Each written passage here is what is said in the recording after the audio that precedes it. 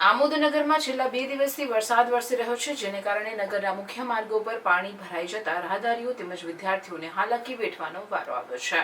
આમોદના નાના તળાવ પાસે આવેલ ભાથુજી મંદિર પાસે આંગણવાડી આવેલી છે, તેમજ વોર્ડ નંબર 3ના રહીશો માટે તે આવન જાવનનો મુખ્ય રસ્તો છે, જે માર્ગ ઉપરથી વિદ્યાર્થીઓ તેમજ રાહદારીઓ પસાર થાય છે। તેમજ આ રસ્તા ઉપર આંગણવાડી પણ આવેલી છે, જેથી નાના ભૂલકાઓ પણ ત્યાંથી પસાર થતા હોય છે।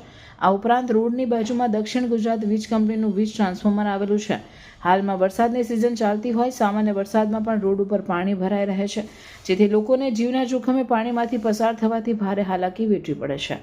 ત્યારે રાહદારીઓ, વિદ્યાર્થીઓ તેમજ નાના ભૂલકાઓની જિંદગી સાથે જોખમ ઊભું થવાની ભીતિ ઊભી થઈ છે।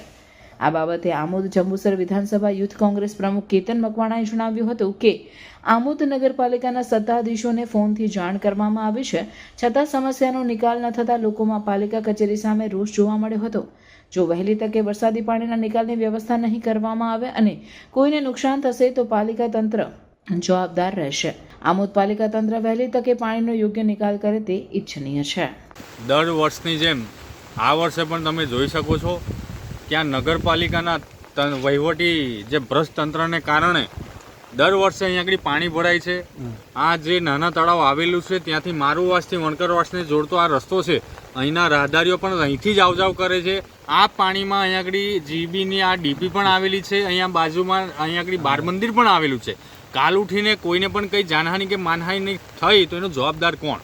તો પ્રશાસન તંત્રને મેં જાતે મૌખિક ટેલિફોનિક પણ એમને રજૂઆત કરી છે, પણ સવારે રજૂઆત થઈ તે છતાં અત્યાર સુધી પણ કોઈ કામ કરવામાં આવ્યું નથી। જો કંઈ પણ તકલીફ ઊભી થઈ તેની જવાબદાર નગરપાલિકા તંત્ર રહેશે।